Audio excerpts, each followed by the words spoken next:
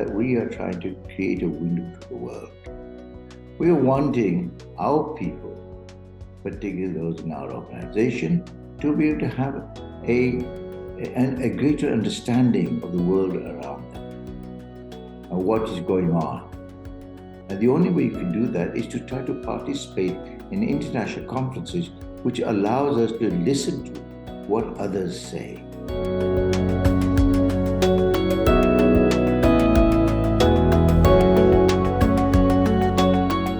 I was at a very good session today, and it was about accelerating the net zero. And what I liked the most was that people were coming up with different perspectives. It was all about the scope 3 of net zero, and scope 3 talks about the downstream and the upstream of carbon footprinting. Today I think I learned something while I was talking to a professor from Harvard, and we discussed about what conflict, the question about conflicts in general. Why do have people conflicts? And he said it's about the question. So you always should question the question. It's a little bit of your self-discovery. It also sets a little bit of your own agenda for the year. What are the trends? What are the leaders thinking about? And it also gives you a clear assessment of some of the newer trends which are coming also in the world.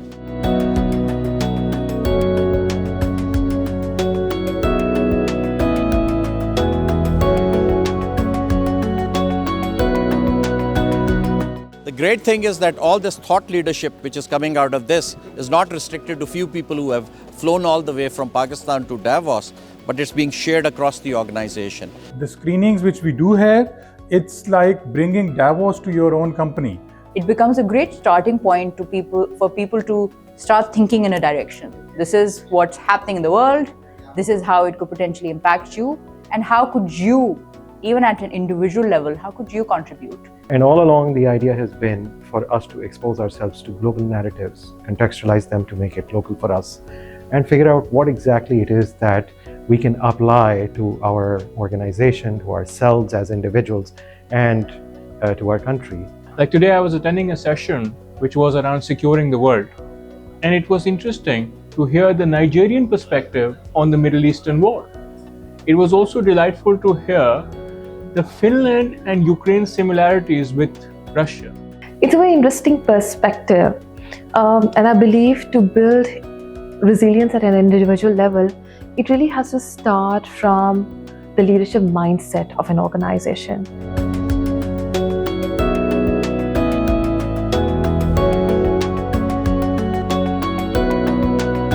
We are very busy in our daily schedules, but taking time out for these learnings actually excites us a lot, because when we went through the discussion, even after the session, the real crux comes out after that. The great thing about Engro is that learning is not synonymous to your seniority in the company. It is open for all, but it depends on your appetite, on how much you would like to learn and invest in yourself. I started my journey with Engro when I did my master's. So I've been from officer 4 to this level. Whatever I am, what I've learned is because of Engro. Engro is a clear proof that if a Pakistani company wants to go global, this is a clear success story. Sharing knowledge, learning from each other, learning from international markets, learning from international leaders, that's the only way of survival for the future. In addition to transparency, in addition to other things, it is very important that we focus on the culture and awareness, and this can be done through education, and this can be done through VEF also. I could easily tell to all our people back in home in Pakistan is that believe your story, number one. Number two is that with the young population, very diverse population back home in Pakistan, is that you can create, miracles actually.